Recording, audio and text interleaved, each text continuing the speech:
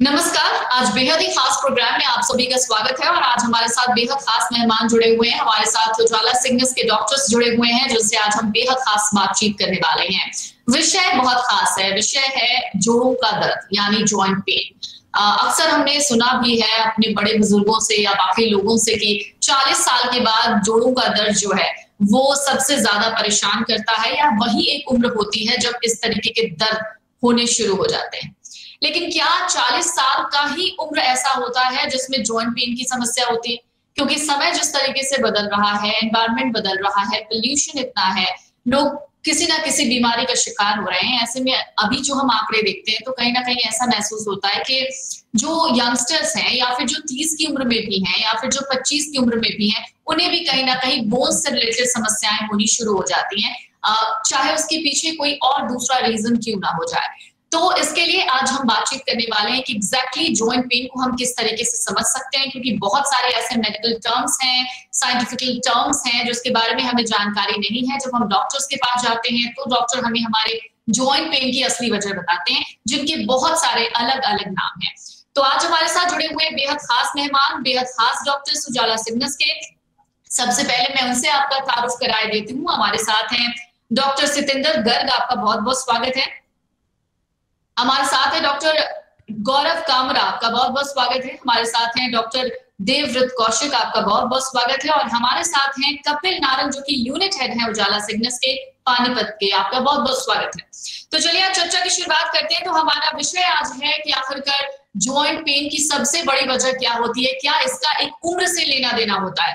तो मैं सबसे पहले जानना चाहूंगी डॉक्टर गौरव कामरा से। डॉक्टर गौरव, आप क्या मानते हैं बतौर डॉक्टर कि क्या जॉइंट पेन सिर्फ और सिर्फ एक उम्र से कनेक्टेड होता है? हेलो एवरीवन, ये एक मिथ है कि जॉइंट पेन एक उम्र से कनेक्टेड है। जॉइंट पेन के बहुत सारे रीजंस होते हैं। जिस चीज की आप बात कर रहे हैं that could be because of osteoarthritis. Joint pain के बहुत सारे रीजंस होते हैं जिसमें rheumatoid arthritis and osteoarthritis are the most common reasons and gouty arthritis is one of the another most common reason.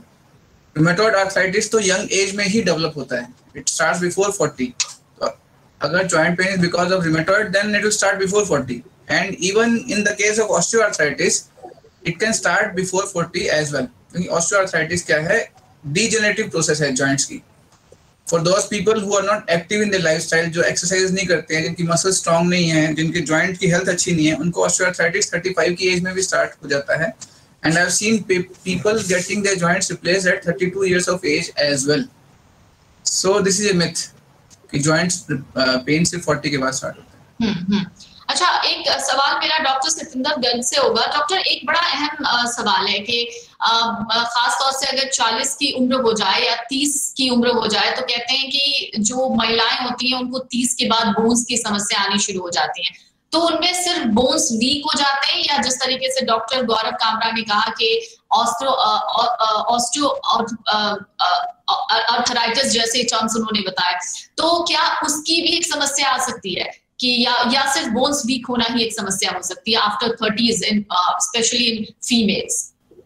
In females, mainly because of like menopause problem or hormonal problems, it may lead to osteoporosis. Chances होते हैं females में osteoporosis के as compare to mail के, तो that's why उनमें problem होने के ज़्यादा चांसेस है। और ऐसे बहुत सारे कोज होते हैं जो मेल में भी हो सकते हैं, फीमेल में भी हो सकते हैं। लाइक लिगामेंटस प्रॉब्लम हो सकती है, यूरिक एसिड की प्रॉब्लम हो सकती है, लाइक थायराइड डिजीज हो सकते हैं, पैराथायराइड डिजीज हो सकते हैं, या फिर लाइक इन्फ्लामेटरी आर्थराइटिस होती है कई सारी टाइप की जो फीमेल्स में ज़्यादा पाई जाती है।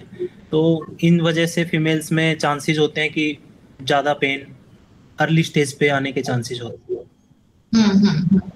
अच्छा, डॉक्टर देवव्रत कौशिक, जिसको हम बड़े कॉमन भाषा में कहते हैं गठिया, तो अभी भी हम देखें तो एक तरीके से गठिया की जो समस्या है वो बहुत ही कम एज में भी कुछ लोगों को हो जाती है या ज्यादा एज में भी लोगों को हो जाती है।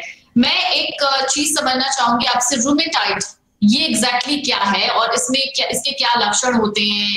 ये किस तरीके से पहचाना जाए कि कोई शख्स है वो रूमेटाइड गठिया से पीड़ित है? Rheumatoid arthritis is actually what we call a class of disease. We call them inflammatory arthritis. It is basically different from osteoarthritis, जो नॉर्मली हम जो आम जनता जिसको गठिया कहती है, एक तरह जो जोड़ घिसने की बीमारी है, उससे बेसिकली डिफरेंट है. And it affects young people, specially females, most commonly females, although it can affect males but mostly females. And जो कॉमन उसकी प्रेजेंटेशन है, जो दिक्कतें जो आमतौर पे होती हैं, वो होती हैं सुबह के समय जोड़ों में जकड़न होना. वो मोस्ट कॉमनली जो शुरुआत होती है उस बीमारी की, जो रूमेटॉइड आर्थराइटिस है, अगर आप उसको जल्दी पिक करना चाहते हैं, उसको जल्दी डायग्नोज करना चाहते हैं, तो हमें जो सबसे पहले जो कुछ सिम्टम्स हैं, जो सुबह के समय जोड़ों में जकड़न, स्पेशली हाथ के जोड़ों में, पैर के जोड़ों में, जो छोटे जॉइंट्स हैं, the one I am showing now, these are the joints which are most commonly affected in early course of the disease. जब बीमारी शुरू होगी तो ये जोड़ होंगे सबसे पहले अफेक्ट. बट जब वो बीमारी प्रोग्रेस करती है तो depending upon patient to patient, उनमें घुटने का, कूल्हे का इन्वॉल्वमेंट भी साथ में हो सकता है.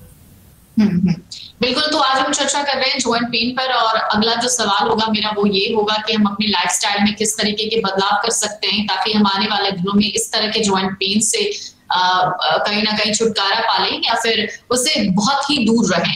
लेकिन इस वक्त मेरे साथ कपिल नारंग जी जुड़े हुए हैं. कपिल जी, उजाला सिग्नस अस्पताल, किस तरीके की व्यवस्था है वहां पर जोड़ों के दर्द के निराकरण के लिए, या फिर जो पेशेंट्स वहां पर पहुंचते हैं जॉइंट पेन वाले, उनके लिए किस तरीके की व्यवस्था की गई है? हेलो एवरीवन, कैसे हैं? I am audible? आवाज आ रही है? Yes yes. जो बात करूं हमारे उजाला सिग्नस की, तो हमारे उजाला सिग्नस की 14 हॉस्पिटल हैं जो डिफरेंट हरियाणा में, दिल्ली में, उत्तराखंड में एंड यूपी में. तो हमारे हर हॉस्पिटल में जॉइंट रिप्लेसमेंट की फैसिलिटी सब जगह उपलब्ध है. अगर कोई पेशेंट आता है, किसी पेशेंट को जॉइंट से हुआ है, तो हमारे पास सारे सीनियर ऑर्थोपेडिक सर्जन हमारे हर यूनिट में अवेलेबल हैं, जहां पर जो सारे के सारे जॉइंट रिप्लेसमेंट, जॉइंट सर्जरी या किसी भी तरह की जॉइंट से रिलेटेड कोई भी अगर बीमारी है तो उसको इलाज करने में सक्षम है. और अगर बात करें एक पेशेंट की, तो अगर पेशेंट किसी भी तबके का या किसी भी बेनिफिशियरी में अगर बात कहूं, तो कि अगर वो किसी पैनल का या किसी बेनिफिशियरी है, कई बार ऐसा होता है कोई पेशेंट है आयुष्मान भारत से है, या कोई पेशेंट है कोई हरियाणा गवर्नमेंट का बेनिफिशियरी है, तो हमारे ऑलमोस्ट सब हॉस्पिटल्स में सारी फैसिलिटी अवेलेबल है कि पेशेंट को कैशलेस ट्रीटमेंट भी हम लोग प्रोवाइड करवाते हैं. और अगर किसी कोई पैनल नहीं है, इंश्योरेंस कोई अगर इंश्योरेंस पॉलिसी है किसी के पास, तो वो भी सब कवर्ड है. हमारे ऑलमोस्ट सब यूनिट्स में सारी फैसिलिटी अवेलेबल है. अच्छा. डॉक्टर गौरव कामरा, अभी कपिल जी ने बताया कि जॉइंट रिप्लेसमेंट ये वक्त कब आता है, क्योंकि अगर हमें गठिया का दर्द होना शुरू हुआ, जिसे हम जॉइंट पेन भी कह सकते हैं, तो क्या हम एट दैट टाइम ही सोच लें कि हमारा जॉइंट रिप्लेसमेंट हो जाएगा, या उसके कुछ अलग से लक्षण होते हैं? मतलब ये वक्त आता कब है? Joint replacement is the definitive solution, but that is not the only solution. Joint replacement सबसे लास्ट स्टेज में हमें करना चाहिए जब बाकी सब हम ट्रीटमेंट मोडालिटीज ट्राई कर चुके हैं.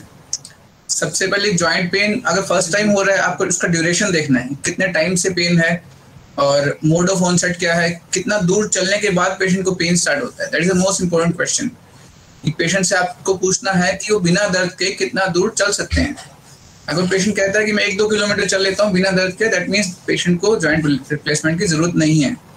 और सेकंड इंडिकेशन होती है डिफॉर्मिटी. अगर पेशेंट को डिफॉर्मिटी है, पेशेंट के पैर बहुत ज़्यादा टेढ़े हैं और उसकी वजह से पेशेंट की लाइफ खराब हो रही है, वो खड़ा ही नहीं हो पा रहा है, देन उस केस में जॉइंट रिप्लेसमेंट की जरूरत होती है. उससे पहले बहुत सी मोडालिटीज़ हैं. जैसे फर्स्ट स्टेज में जब पेशेंट्स आते हैं उनको मेडिसिन प्लस एक्सरसाइजेज से बहुत ज़्यादा फर्क पड़ता है. फर्स्ट स्टेज में we should try exercises. Quadriceps और हैमस्ट्रिंग 2 तरह की मसल्स होती हैं हमारे जॉइंट के आसपास, घुटने के आसपास, उनको स्ट्रेंथन करने की जरूरत होती है. उससे बहुत ज़्यादा प्रॉब्लम्स ओवरकम हो जाती हैं. और एक्सरसाइज में भी 2 तरह की एक्सरसाइज होती हैं. जिनके जॉइंट्स ऑलरेडी डैमेज हो रहे हैं उनको वेट बेयरिंग एक्सरसाइज के बजाय मसल स्ट्रेंथनिंग एक्सरसाइज करनी चाहिए. जैसे अगर घुटनों में दर्द है आपको, तो आपको ज़्यादा देर चलने की बजाय साइकिलिंग पे जोर डालना चाहिए. साइकिलिंग से क्या होता है कि आपकी मसल्स भी स्ट्रांग होती है और आपके जॉइंट का वेयर एंड टियर भी कम हो जाता है. उसके बाद भी अगर पेशेंट सपोज आता है और जॉइंट रिप्लेसमेंट के रीजंस फिर हमने ढूंढने हैं कि रीजन क्या है. अगर joint pain is because of gout, तो यूरिक एसिड लेवल कंट्रोल करने के बाद और मेडिसिन के साथ में पेन ठीक हो जाता है, उसमें जॉइंट रिप्लेसमेंट की जरूरत नहीं है. और अगर रूमेटॉइड आर्थराइटिस की वजह से first will start with medicine, अगर मेडिसिन से ठीक हो जाता है तो जॉइंट रिप्लेसमेंट की जरूरत नहीं है. उसके बाद भी सेकंड स्टेज होती है उसमें हम आर्थ्रोस्कोपिक ट्रीटमेंट कर सकते हैं। Joint preservation surgeries are in these days, जिसमें हम जॉइंट रिप्लेस करने की बजाय जॉइंट को प्रिजर्व करने पर ज़्यादा जोर डालते हैं। जॉइंट को कैसे प्रिजर्व किया जा सकता है, उसमें 2 तरह की सर्जरीज होती हैं कि जैसे आप आर्थ्रोस्कोपी दूरबीन से जॉइंट की डिब्राइडमेंट कर दें, जो मेनिस्कस, जो कुशन, गद्दी जो फटी होती है घुटने में, उसकी सफाई कर दें, उससे 70 to 80% पेशेंट्स रिलीव हो जाते हैं। और उसके बाद PRP इंजेक्शंस आते हैं, प्लेटलेट रिच प्लाज्मा थेरेपी होती है, जो हम आपका ही ब्लड लेके उसमें से प्लेटलेट्स नाम के कुछ कण होते हैं, अलग किए जाते हैं, उसमें ग्रोथ फैक्टर्स होते हैं, वो घुटने में उसका इंजेक्शन लगाया जाता है। उससे बहुत सारे आपके जो ग्रोथ फैक्टर्स बॉडी को स्टिमुलेट करते हैं कार्टिलेज रीजनरेट करने के लिए, उससे काफ़ी हद तक प्रॉब्लम ठीक हो जाती हैं। उसके बाद भी सपोज नहीं ठीक होती है तो जॉइंट रिप्लेसमेंट, अगर ऑस्टियोआर्थराइटिस की वजह से जॉइंट पेन तो मीडियल साइड ऑफ नी को पहले अफेक्ट करता है। उस केस में हम हाई टिबियल ऑस्टियोटोमी करके जॉइंट को प्रिजर्व कर सकते हैं। हाई टिबियल ऑस्टियोटोमी में जॉइंट का रीअलाइनमेंट होता है और जो मीडियल जॉइंट लाइन है उसको दोबारा से मेंटेन कर लिया जाता है। और उसके बाद भी अगर आप जॉइंट रिप्लेसमेंट पे आते हैं, उसमें भी अगर सिर्फ मीडियल कंपार्टमेंट इन्वॉल्व है तो आप यूनिकॉन्डाइलर नी रिप्लेसमेंट कर सकते हो, जिसमें आधा घुटना बदला जाता है। और अगर फिर पूरा डैमेज हो चुका है घुटना तो फिर पूरा घुटना भी बदला जाता है। So it depends on the stage of the disease rather than कि हर पेशेंट का जॉइंट रिप्लेसमेंट कर दिया जाए। ये डिपेंड करता है कि पेशेंट को असेस करके कि पेशेंट को क्या प्रॉब्लम है, उसके अकॉर्डिंग ट्रीटमेंट मॉडिफाई होता है। आपने बात एक्सरसाइज की डॉक्टर गौरव कामरा, तो मैं डॉक्टर सतेंद्र गर्ग के पास जाना चाहूंगी। डॉक्टर, सबसे एक खास टर्म है जो आजकल लोग जिनका सबसे ज्यादा उपयोग भी करते हैं और दर्द होता है तो सोचते हैं कि फिजियो के पास चले जाएं। फिजियोथेरेपी जॉइंट पेन में कितनी ज्यादा कारगर साबित हो सकती है और इसकी जरूरत कब पड़ सकती है? मसलन 1-2 दिन दर्द रहा या 1 हफ्ते दर्द रहा, वो दवाई खा रहे हैं, उसके बाद फिर उन्होंने सोच लिया या डॉक्टर ने बोल दिया कि आप फिजियो के पास चले जाओ, फिजियोथेरेपी करा लो, तो ये इसका भी एक स्टेज डिसाइड होता है या फिर दवाई से ही इस तरीके के जॉइंट पेन खत्म हो सकते हैं? आपका क्या मानना है? यस, श्योरली फिजियोथेरेपी बिल्कुल हेल्प करती है जॉइंट पेन रिलीफ होने में, बट सबसे पहले हमें जॉइंट पेन का रीज़न ढूंढना होता है, whether it's due to any injury और कोई इन्फ्लेमेटरी आर्थराइटिस है या फिर ओस्टियोआर्थराइटिस है। In case of inflammatory arthritis, जब पेशेंट को सीवियर पेन होता है उस टाइम हम पेशेंट को रेस्ट देते हैं। उसके बाद जब पेन रिलीफ होता है then we start exercises. Also in case of osteoarthritis we usually prefer non weight bearing exercises like cycling और quadriceps exercises, hamstring exercises, some physiotherapy measures, therapy जिनसे घुटने के अंदर या हाँ डॉक्टर सतेंद्र आप कंटिन्यू कर सकते हैं, जो कुछ और आप बताना चाहेंगे? एक्चुअली डिपेंड करता है कि जॉइंट पेन किस चीज से हो रहा है। In case the patient is having pain due to osteoarthritis और age related wear and tear of cartilage, in that case physiotherapy definitely help करती है। इन केस लिगामेंटस या मेनिस्कस इंजरी के कारण भी पेशेंट को कई बार पेन हो जाता है जॉइंट पेन, तो उसमें भी फिजियोथेरेपी काफ़ी हेल्प करती है। बहुत सारी एक्सरसाइजेज होते हैं, बहुत जॉइंट है उनके अराउंड नी जॉइंट है, जैसे कि स्ट्रेंथन करते हैं मसल्स तो स्टेबिलिटी इंक्रीज होती है, जिससे पेन डिक्रीज हो जाता है। और भी कुछ फिजिकल थेरेपीज होती है जैसे IFT, TENS therapy, wax therapy, जिनसे हम these are deep heat therapy, जिनसे अंदर जो इन्फ्लेमेशन होती है उनको हम रिड्यूस कर सकते हैं। तो definitely physiotherapy, physical therapy help करती है पेशेंट को जॉइंट पेन में।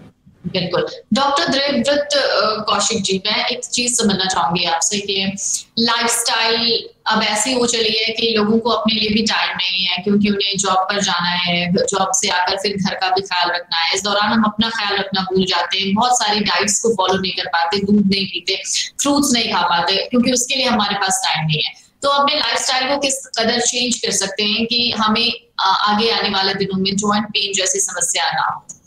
Lifestyle modifications are something which I think need to be advised more. ज़्यादा जितना हम अभी normally advise करते हैं patients को, शायद और ज़्यादा lifestyle modifications हमें advise करने चाहिए. Reason being, if you look back maybe 10 years, 20 years back, तो शायद जितनी प्रॉब्लम्स, जो जॉइंट रिलेटेड प्रॉब्लम्स हैं, जितनी शायद आज हम डायग्नोज कर रहे हैं, ट्रीट कर रहे हैं, या पेशेंट्स परेशान हैं जितना आज के समय, शायद 10-15 साल पहले उतनी नहीं थी. So what has changed? The most important thing that has changed is our lifestyle, our daily habits that have changed.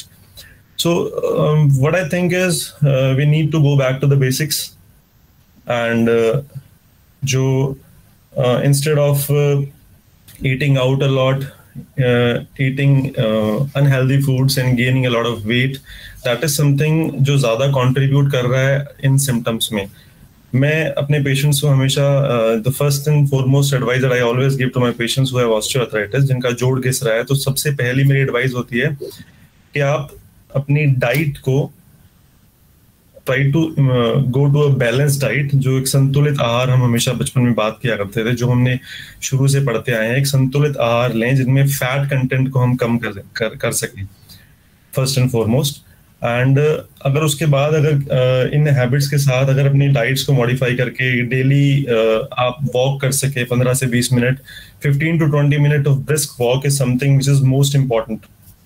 तो अगर ये सब करने के बाद if patient can reduce even small 5 kg of weight, if patient can reduce, तो उसके symptoms जो है, जो उनके जो घुटने में दर्द की समस्या है, वो काफी हद तक कम हो जाती है. बहुत सारे पेशेंट्स जो they made up their mind के नहीं हमें इतनी दिक्कत है, हमें जोड़ बदलवाना ही पड़ेगा, बट एक बार अगर वो वजन कम कर लेते हैं, 5 किलो वजन भी अगर कम कर लेता है एक पेशेंट, तो उनके symptoms they can go down drastically. Second thing, there is a role of lifestyle modifications like including yoga in your daily lifestyle. One yogasan that I specifically recommend against is we call Vajrasan. So apart from that Vajrasan, all other especially Surya Namaskar, those are the ones which if you include, probably they'll go a long way in preventing you from going to a joint replacement surgery later on. शायद लंबे समय तक आपको काफी जो ये lifestyle modifications हैं, they can save you from the surgery.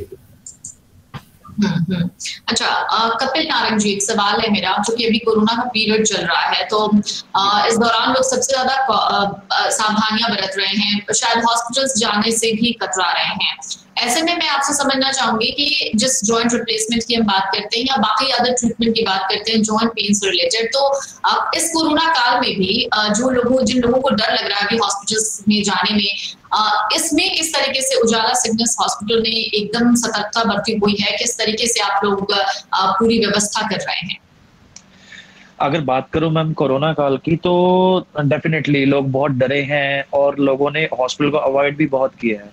तो ऐसे में अभी हमारे ग्रुप ऑफ डॉक्टर्स, जो अब सारे हमारे डॉक्टर्स अवेलेबल हैं, सबने बात एक बहुत करी है और डेफिनेटली हम उस चीज को काफी फोकस कर रहे हैं उस पे कि पेशेंट के ज्वाइंट रिप्लेसमेंट से पहले हम उनको वेलनेस की तरफ लेके जाएं. अभी अगर हम बात करें तो अभी बिल्कुल लेटेस्ट 21 जून को वर्ल्ड योगा डे था, तो हमारे ऑलमोस्ट सब सेंटर्स पर हमने वर्ल्ड योगा डे सेलिब्रेट किया, जिसमें हमने योगा या किया भी और थ्रू सोशल मीडिया उसको आगे हमने सर्कुलेट भी करने की कोशिश करी, ताकि लोग ज्यादा से ज्यादा इस चीज के लिए अवेयर हों. तो टाइम टू टाइम हमारी उजाला सिग्नस जो ग्रुप है, इसमें हमारे टाइम टू टाइम कोई ना कोई हम सेशंस ऐसे चलाए रखते हैं, लाइक योगा के ऊपर या वेलनेस के ऊपर या पेशेंट की अवेयरनेस पे, कि ताकि लोग सर्जरी इज द, जैसे डॉक्टर गौरव ने कहा कि surgery is the last most thing, कि उससे पहले वो सर्जरी की स्टेज से पहले ही अपने आप को इस प्रॉब्लम से पहले ही वो अपना क्योर कर सके. तो इसके लिए हेल्थ चेकअप कैंप्स हैं ऑलरेडी, जो हम काफी सोसाइटीज हैं. अब आपने देखा होगा हर शहर में सोसाइटीज होती हैं, लाइक रोटरी क्लब हो गए या ओल्ड एज एसोसिएशन हो गई, या कई ऐसे क्लब्स हैं, मंदिर वगैरह, गुरुद्वारे, सब जगह सबकी एक एसोसिएशन बनी होती है. तो हमारा उजाला सिग्नस का मेन फोकस रहता है कि हम वहां जाकर अपना एक थोड़ा सा हेल्थ वेलनेस सेंटर के लिए, वेलनेस के लिए भी थोड़ा लोगों को जागरूक करें. तो वो हमारा टाइम टू टाइम चलता है उजाला सिग्नस ग्रुप की तरफ से. जी, अच्छा डॉक्टर गौरव कामरा, एक सवाल मेरा है कि ऑपरेशन या सर्जरी की बात हम सालों से सुनते आ रहे हैं, और यही एक शब्द है जिसको सुन के हर कोई डर जाता है. उसे सबसे पहले ये लगता है कि अब तो सर्जरी होगी, अब तो ऑपरेशन होगा. लोगों को लगने लगता है कि पता नहीं ऑपरेशन कैसा होगा, कैसा नहीं होगा, ठीक होगा नहीं होगा ऑपरेशन के बाद भी. एक नॉन कन्वेंशनल ट्रीटमेंट क्या है जॉइंट पेन का, अगर मैं आपसे गैर पारंपरिक तरीका पूछना चाहूँ? नॉन कन्वेंशनल ट्रीटमेंट जी, नया मेथड कोई, जैसे लेजर ट्रीटमेंट या बाकी ऐसी कोई ट्रीटमेंट जॉइंट पेन के लिए मैं आपसे समझना चाहूँ. इसके लिए मैंने आपको बताया है, PRP therapy is very much in nowadays. PRP is what platelet-rich plasma हमारे ही बॉडी का खून लेके, ब्लड लेके, उसमें से कुछ प्लेटलेट डिराइव्ड ग्रोथ फैक्टर्स अलग किए जाते हैं और उनको हम इंजेक्ट करते हैं घुटने के अंदर। अच्छा। जो वो ग्रोथ फैक्टर्स हैं घुटने की कार्टिलेज जो घिस गया है उसको रीजनरेट करने में हेल्प करते हैं। तो इनिशियल स्टेजेस में, स्टेज 1 और 2 ऑस्टियोआर्थराइटिस में पीआरपी थेरेपी बहुत ज़्यादा हेल्पफुल है और मैंने काफ़ी पेशेंट्स में यहाँ पे पीआरपी ट्रीटमेंट से पेशेंट को रिलीव होते हुए देखा है, मेरे अपने पेशेंट। एंड उसके अलावा अगर पेशेंट कन्वेंशनल जॉइंट रिप्लेसमेंट नहीं करवाना चाहते हैं तो एक एमआरआई करवा के हम देख सकते हैं कि जॉइंट पेन कहाँ कहाँ है। अगर मीडियल कंपार्टमेंट में स्पेस बहुत ज़्यादा कम नहीं हुई है, मेनिस्कस टियर है, तो हम आर्थ्रोस्कोपी से, दूरबीन से घुटने का डिब्राइडमेंट, बहुत ही छोटा सा चीरा आता है, जैसे कि एक पेन की नोक होती है, बस उतना पेन अंदर जाना चाहिए, उतना छोटा सा चीरा आके हम अंदर की सफाई कर देते हैं। उससे काफ़ी हद तक जॉइंट पेन खत्म हो जाता है। और उसके बाद जैसे मैंने आपको बताया, जॉइंट प्रिजर्वेशन सर्जरीज होती हैं जिसमें जॉइंट रिप्लेस नहीं करते हैं, घुटने को बचाते हैं। आपका नेचुरल घुटना नेचुरली रहेगा। जॉइंट रिप्लेसमेंट में आर्टिफिशियल घुटना आता है, तो नेचुरल घुटने को अगर प्रिजर्व करना है तो फिर घुटने को रीअलाइन कर सकते हैं, ऊपर की बोन को थोड़ा सा कट करके, स्ट्रेट करके जॉइंट की जो स्पेस जो कम हो गई है उसको दोबारा से इंक्रीज किया जा सकता है। उससे जॉइंट पेन काफ़ी कम हो जाता है और 8 से 10 साल पेशेंट का जॉइंट रिप्लेसमेंट पोस्टपोन हो सकता है। These are the non conventional methods, इन सब जॉइंट प्रिजर्वेशन सर्जरीज में इंक्लूड किया जाता है। अच्छा डॉक्टर देवव्रत कौशिक, में एक सवाल है मेरा आपसे कि जब हम गूगल पे सर्च करते हैं या बहुत से पेशेंट्स, बहुत से लोग अगर उन्हें कोई बीमारी हो जाती है, जैसे आज हम जॉइंट पेन की बात कर रहे हैं, तो जॉइंट पेन को लेकर वो सर्च करेंगे कि घरेलू नुस्खा क्या हो सकता है उनके लिए। और सबसे बड़ी दिक्कत ये है कि हम डॉक्टर के पास जाने से पहले खुद ही डॉक्टर बनने की कोशिश करते हैं, सेल्फ मेडिकेशन की तरफ बढ़ जाते हैं। इसी में बहुत सारे नुस्खे मिल जाते हैं। उनमें एक नुस्खा जो मैं देख रही थी थोड़ी देर पहले जब मैं स्टडी कर रही थी, उसमें एप्पल साइडर विनेगर का नाम था कि इससे भी जोड़ों का दर्द ठीक किया जा सकता है। आप इस तरीके के नुस्खे पर खुद अपनी तरफ से क्या एक्सपर्ट कमेंट देना चाहेंगे उन पेशेंट्स को जो खुद से डॉक्टर बन जाते हैं या खुद सेल्फ मेडिकेशन करके सोचते हैं कि घर के कुछ 2-4 चीजों से हम अपने जोड़ों का जो दर्द है वो ठीक कर सकते हैं? द बिगेस्ट हैम्पर, अगर हम कहें कि जो पेशेंट है, एक मरीज के इलाज में जो सबसे बड़ा आज के समय गतिरोध है, शायद मैं कहूँगा वो है गूगल डॉक्टर। क्योंकि उससे हर आदमी गूगल पे सर्च करके एंड ही थिंक्स के जो भी वहाँ उसको एडवाइस मिलेगी that will treat his problem, कि उसकी जो घुटने की बीमारी है, जो घुटने की दर्द की समस्या है, शायद उसका इलाज उससे हो जाएगा। तो but we should understand one basic thing, एक ना जो engineering behind Google, just this is something of topic जो हम नॉर्मल बात कर रहे हैं, इससे थोड़ा सा ऑफ है, but I just want two point this thing कि आप जो भी चीज सर्च करेंगे, Google is abundant with data, उसमें इतने पेजेस भरे हुए हैं कि आप जो भी चीज सर्च करेंगे accordingly it will give you some result, whether it works or not. ठीक है, सो my advice is do not consult Google. अगर आप genuinely बीमारी का आप इलाज करना चाहते हैं, आप उसको फर्स्ट ऑफ ऑल डायग्नोज करवाना चाहते हैं और इलाज करवाना चाहते हैं, तो मेरे हिसाब से I will strongly recommend against going with Google doctor. बिल्कुल। डॉक्टर सतेंद्र गर्ग, आपसे एक फाइनल कमेंट जानना चाहेंगे और कपिल जी आपसे भी एक फाइनल कमेंट जानना चाहेंगे। फिलहाल अभी डॉक्टर सतेंद्र गर्ग दिख नहीं रहे मुझे, लेकिन मैं आपसे जानना चाहूंगी कपिल कि आप क्या एक फाइनल कमेंट देना चाहेंगे इस पूरे प्रोग्राम से रिलेटेड? बिल्कुल, फाइनल कमेंट में ये देना चाहूंगा कि ये प्रोग्राम जहां तक जा रहा है, मेरी एक पेशेंट से दरख्वास्त जरूर रहेगी कि कभी भी अगर आपको किसी भी तरह की घुटने से रिलेटेड या कोई भी मेडिकल प्रॉब्लम होती है तो अपने डॉक्टर से पहले जरूर कंसल्ट करें। अपने जैसे भी डॉक्टर साहब ने बताया, बिल्कुल हमारे अगर हरियाणा की बात करें तो 7 बिग सिटीज में हमारे उजाला सिग्नस के हॉस्पिटल भी हैं और जहां नहीं भी हैं वहां भी, but before going to for a Google doctor और अपने सेल्फ मेडिकेशन, मेरी ये सबसे दरख्वास्त जरूर है कि एक बार अपने डॉक्टर की सलाह जरूर लें। बिल्कुल। डॉक्टर सतेंद्र गर्ग, आप क्या कहना चाहेंगे? फाइनल कमेंट आपसे जानना चाहूंगी। मेरी भी यही दरखास्त रहेगी हर पेशेंट से, हर मरीज से जिनको भी जॉइंट पेन होता है, उनको सबसे पहले एक नियर बाय डॉक्टर से कंसल्ट करना चाहिए, अपनी बीमारी को डायग्नोज करवाना चाहिए, उसके बाद ही प्रॉपर ट्रीटमेंट की तरफ बढ़ना चाहिए। क्योंकि जैसे कि बात हो रही थी गूगल से सर्च करने की, गूगल पे एक जनरलाइज्ड ट्रीटमेंट होता है जो कि पेशेंट की बीमारी अलग अलग होती है, जिसके लिए अलग अलग ट्रीटमेंट रिकमेंडेड होता है। किसी पेशेंट को हाई प्रोटीन डाइट की जरूरत होती है, किसी को नहीं होती, बट गूगल जनरली एक जनरलाइज ट्रीटमेंट शो करता है। तो we should consult, every patient should consult to a nearby doctor. बिल्कुल, और उम्मीद करते हैं कि आप लोगों ने जो जानकारियां दी हैं वो हमारे व्यूअर्स के बड़े काम आएंगी। और क्योंकि उजाला सिग्नस सिर्फ प्रिस्क्रिप्शंस नहीं देता, ये सलाह देता है आपको कि आप अपने जीवन को किस तरीके से बदल सकते हैं और किस तरीके से बदला है हमारा मेडिकल साइंस। डॉक्टर्स किस तरीके से आगे नई नई चीजों को इन्वेंट कर रहे हैं और आपके लिए सब चीजों को सरल बनाने की कोशिश कर रहे हैं। बहुत बहुत शुक्रिया आपका doctor Devvrat, doctor Satendra Garg, doctor Gaurav Kamra ji और कपिल नारायण जी, आपका भी बहुत बहुत शुक्रिया और हमारे साथ जुड़ने के लिए भी बहुत बहुत शुक्रिया। तो उम्मीद करते हैं कि जो सभी जानकारियां हैं वो सबके काम आएंगी। बहुत बहुत शुक्रिया। Thank you. Thank you ma'am. Thank you.